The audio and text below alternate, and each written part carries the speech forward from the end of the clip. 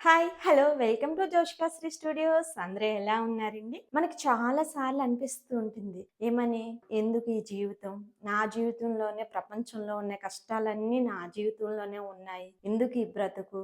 అని అనిపిస్తుంది.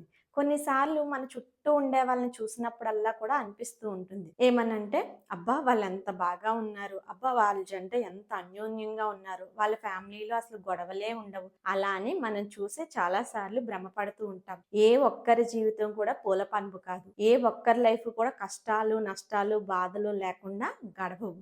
సో, వాళ్ళు ఫేస్ చేస్తూ ఉంటారు. కానీ వాటిని బయటికి రానియ్యరు. సో, మనం చూసేది ఒకవైపు కోణం మాత్రమే చూస్తాం. రెండో వైపు వాళ్ళు తెలియకుండా జాగ్రత్త పడుతూ ఉంటారు. సో, నీకెప్పుడైనా ఏదైనా బాధ అనిపించినా, లేకపోతే ఎదటవారు నిన్ను బాధ పెట్టాలని చూసినా, ఒక చిరునవ్వు నవ్వి దాని నుంచి తప్పించుకో. జీవితం ఎప్పుడూ కూడా జీవితంలో వచ్చే కష్టాలు సముద్రంలో ఎగిసి పడుతున్న అలల లాంటివి. సో, అలాంటి అలలు, కష్టాలు ఎదురైనప్పుడు ఒక చిరునవ్వుతో నవ్వి, ఒక చిరునవ్వుతో ఎదురెళ్ళు. ఆ చిరునవ్వుకి ఆ కష్టాన్ని తీర్చే శక్తి లేకపోవచ్చు. కానీ నువ్వు కుంగిపోకుండా, నిన్ను డిప్రెషన్‌లోకి వెళ్ళకుండా ఎదుర్కొనే శక్తి ఆ చిరునవ్వుకు ఉంటుంది. ఎవరైనా నిన్ను అవమానించినా, నీకు కోపమొచ్చినట్టు ప్రవర్తించినా, నువ్వు ఆవేశపడి కోపం తెచ్చుకోకు. ఒక చిన్న చిరునవ్వు నవ్వి అక్కడి నుంచి పక్కకు తప్పుకో. అప్పుడు నిన్ను మాటలతో బాధ పెట్టాలని చూసేవారికి అర్థం కాక అయోమయంలో వాళ్ళు ఉండిపోతారు. చిరునవ్వు ఆరోగ్యానికి చాలా మంచిది. కానీ మనిషి బాధ కలిగినప్పుడు ఏడవటం, ఆనందంగా ఉన్నప్పుడు నవ్వటం మానవ నైజం. కానీ కొన్నిసార్లు తప్పదు.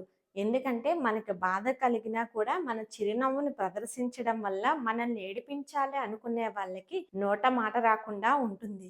ఎందుకంటే మనం ఏడిస్తే ఇంకా ఏడిపించాలని చూసే సమాజంలో ఉన్నాం మనం. సో, ఎప్పుడైతే మనం చిరునవ్వుతో నవ్వుతామో, వాళ్ళు మనల్ని ఏడిపించినా మనం చిరునవ్వుతో వాళ్ళకి సమాధానం ఇస్తామో, వాళ్ళకి అర్థమైపోతుంది. వాళ్ళనుకున్న పని జరగదు. మనం ఎన్ని చేసినా వాళ్ళు చిరునవ్వుతో ఉంటారు అని తెలిసి వాళ్ళ ప్రయత్నాన్ని అక్కడితో ఆపేస్తారు. సో, ఎప్పుడైనా సరే నువ్వు బాధల నుంచి కొన్ని అనుకోని సమస్యల నుంచి, ఎదురు దెబ్బల నుంచి బయటపడాలంటే ఒక్కొక్కసారి నీ చిరునవ్వే నీ ఆయుధం కూడా అవ్వచ్చు. సో, అలాంటి చిరునవ్వుని అవసరమైనప్పుడు ఉపయోగించడానికి అలవాటు చేసుకో. కొన్నిసార్లు కష్టమే. మనకు బాధైనా, కోపమొచ్చినప్పుడు మనకి చిరునవ్వు రావాలంటే రాదు.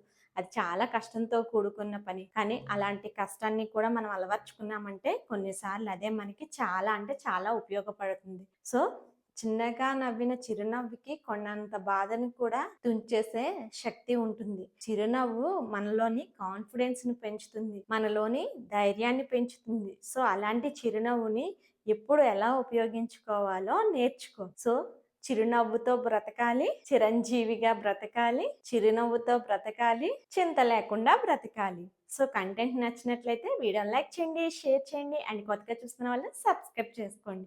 మళ్ళీ కొత్త కంటెంట్‌తో కలుసుకుందాం. Until then bye bye. Thank you. Thank you all.